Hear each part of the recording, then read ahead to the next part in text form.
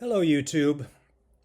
A couple of years ago, I was watching one of the first MLM conferences, MLMconference.com, which was put on by Dr. Bill Keep, Keep, at the College of New Jersey, which is an academic conference on the subject of multi-level marketing, its legalities, etc. And there was one participant who I believe was an attorney who made a claim that multi-level marketing companies, MLMs, could be construed as securities.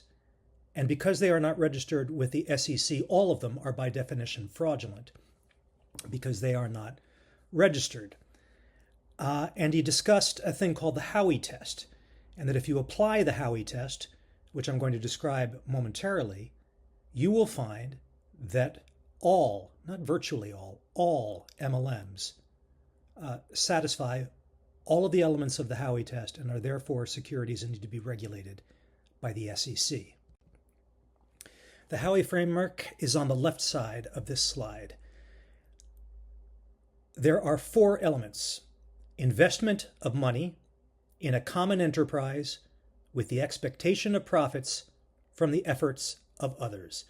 Howey was decided in 1946 and was clarified and strengthened by SEC versus Turner. That's Glenn Turner of Koscot Interplanetary, but in this case, it was his education or coaching MLM, Dare to be Great, and SEC versus Burn Lounge in 2014.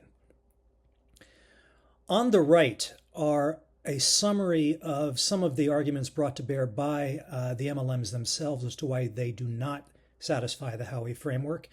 In other words, while MLMs have similarities to investment instruments, legitimate direct selling entities fail to satisfy Howey for the following reasons.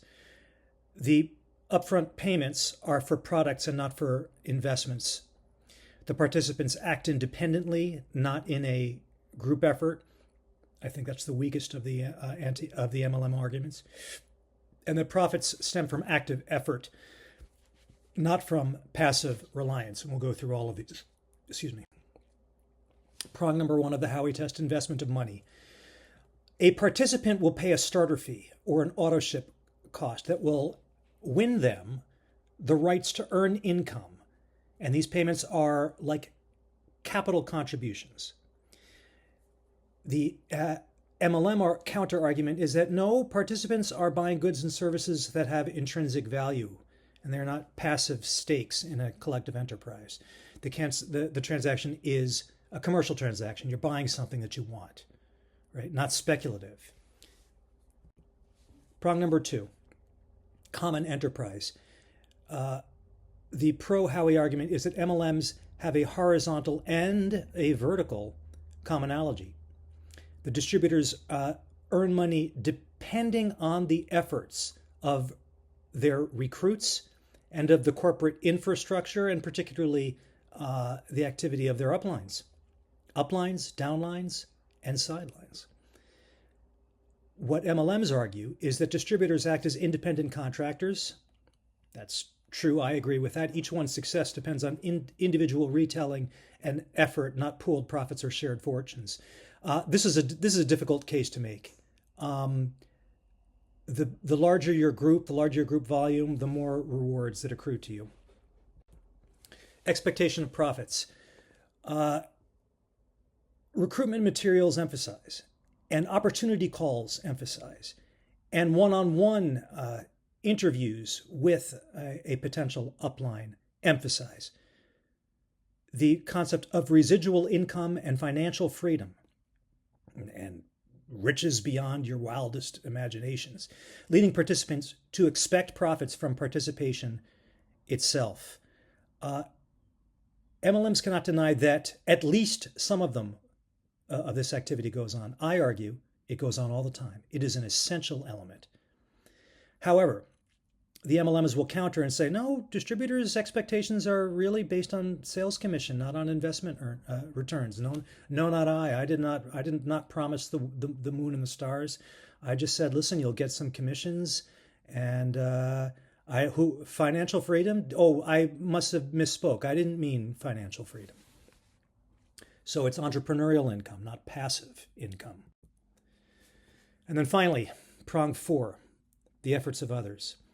The ongoing returns depend largely on upline and company systems, and participants rely on others' leadership, marketing, and training. And what the anti-Howey folks or the pro-MLM folks will say, success depends primarily on an individual selling and management efforts, not on corporate or upline control. Hence, the income derives from personal effort. You do it all yourself. There's no team effort here. You kill what you eat what you kill, and nobody else helps you. Again, I think that is a weak argument, but here's the comparative summary. In terms of prongs, the pro-Howey argument says that this is an investment of money, entry fees, and auto-ship payments. The pro-MLMers say that payments are really purchase of just goods of value or services. Number 2, the common enterprise, shared recruitment networks. Anti-Howey people say, nah, this is an independent contractor model. You're on your own, guys. Forget about that team stuff we talked about.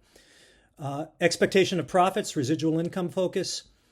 The MLMers say no. Profit is tied to personal sales and performance. Efforts of others, reliance on uplines. Nope. It's just you. So, in short, the argument that this attorney was making at that MLM conference was that all MLMs, meet all of the Howey elements and are therefore investment contracts. And the MLM counter-argument is no, MLMs fail at the Howey test because this is a commercial enterprise and it is not a security. So the reason why these things are litigated is because the sphere can be described as a legal gray area. Courts and regulators have found MLMs to meet all 4 prongs of the Howey test and are therefore securities. Vima was one, Burn Lounge. You can go back to SEC versus Turner. However, MLMs have prevailed, as in SEC versus Neora, which I discussed in a previous video, even though the distinctions are without a difference in my non-professional opinion. MLMs emphasize retail sales and independent activity. They remain outside SEC jurisdiction. That is the claim. The classification hinges on actual structure and participant behavior. Folks who know where I stand, your skills, knowledge, and experience are valuable. MLM, legal or illegal, is a bad business opportunity, and your skills, knowledge, and experience are too valuable to waste there. That's all I got. I'll see you in the next one.